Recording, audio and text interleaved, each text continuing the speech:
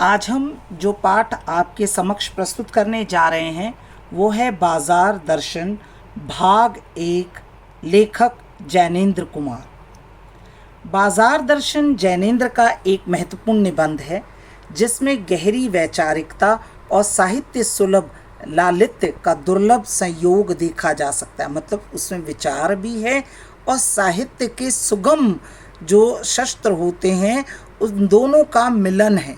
हिंदी में उपभोक्तावाद एवं बाजारवाद पर व्यापक चर्चा पिछले 1-1.5 दशक पहले ही शुरू हुई है। अब उपभोक्तावाद किसे कहते हैं? ऐसी सामाजिक व्यवस्था जिसमें उपभोग करने को वरीयता दी जाती है। मतलब हमने हर चीज़ का उपभोग करना, उसे उपभोक्तावाद कहते हैं। एवं बाजारवाद पर व्यापक चर्चा पिछले 1-1.5 दशक। अब दशक किसे कहते हैं? 10 वर्ष का समय जो होता है उसे दशक कहते हैं। तो मतलब लगभग आप समझ लीजिए कि 50 वर्ष, अगर हम 50 या 30-40 वर्ष पहले शुरू हुई है। पर कई दशक पहले लिखा गया जैनेंद्र का लेख आज भी इनकी मूल अंतर्वस्तु को समझाने के मामले में बेजोड़ है। अंतर्वस्तु से तात्पर्य हुआ मूल विषय में बेजोड़। वे अपने परिचितों मित्रों से जुड़े अनुभव बताते हुए यह स्पष्ट करते हैं कि बाजार की जादुई ताकत कैसे हमें अपना गुलाम बना लेती है।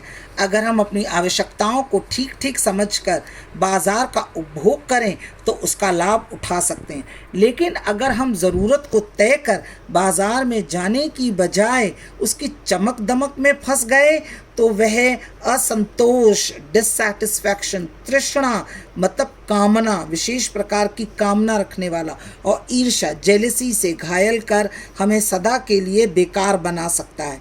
इस मूल भाव को जैनेंद्र कुमार ने भांति भांति से समझाने की कोशिश की है। कहीं दार्शनिक अंदाज में, दार्शनिक किसे कहते हैं?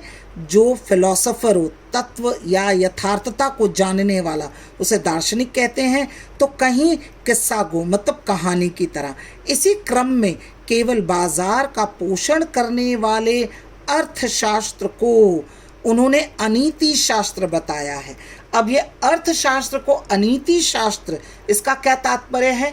वो ये कहना चाहते हैं कि जो बाजार के बाजारूपन को, कपट को और लोभ लालच को बढ़ावा देते हैं, वो ऐसे शास्त्र को क्या बता रहे हैं? अनीति शास्त्र बता रहे हैं।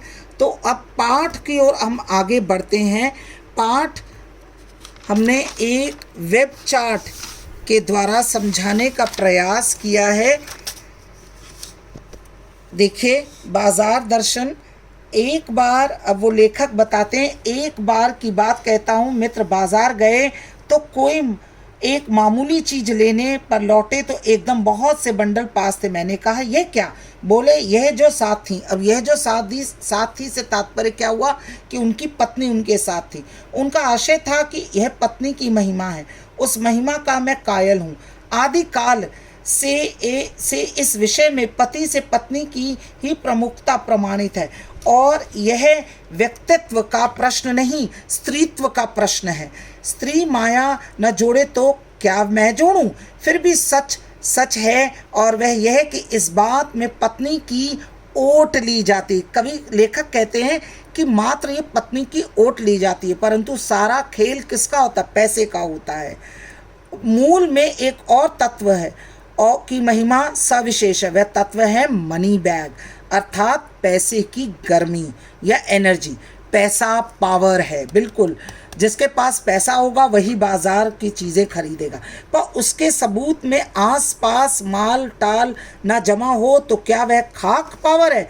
पैसे को देखने के लिए बैंक हिसाब देखिए, पर माल, असबाब, मकान, कोठी तो अनदेखे भी दिखते हैं। पैसे की उस परचेजिंग पावर मतलब उसको चीज़ को खरीदने की शक्ति के प्रयोग में ही पावर का रस है। लेकिन नहीं, लोग संयमी भी होते हैं। अब लेखक कह रहे हैं कि ऐसी बात नहीं है कि सभी ऐसे हों, कुछ लोग संयमी भी होते हैं।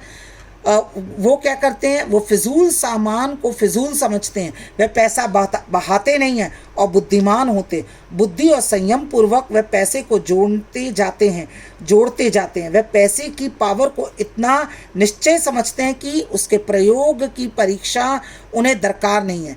बस खुद पैसे को जुड़ा होने पर उनका मन गर्व से भरा फूला रहता है। मैंने कहा, यह कितना सामान ले आए? मित्र ने सामने मनी बैग फैला दिया। कहा, यह देखिए, सब उड़ गया। अब जो रेल टिकट के लिए भी बचा हो। मैंने तब तय किया, और पैसा होता और सामान आता।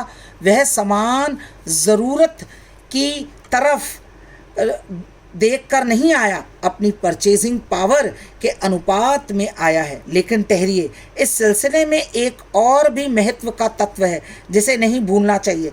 उनका भी इस कर्तव्य में बहुत कुछ हाथ है। वह महत्व है बाजार। मैंने कहा, यह इतना कुछ नाहक ले आए? मित्र बोले, कुछ ना पूछो। बाजार है कि शैतान का जाल है।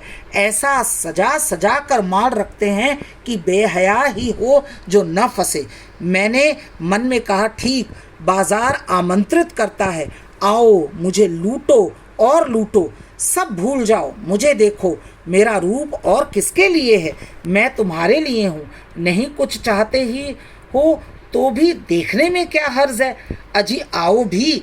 इस आमंत्रण में यह खूबी है कि आग्रह नहीं है, आग्रह तिरस्कार जगाता है। लेकिन ऊंचे बाजार का आमंत्रण मूक होता है और उसमें चाह जगती है।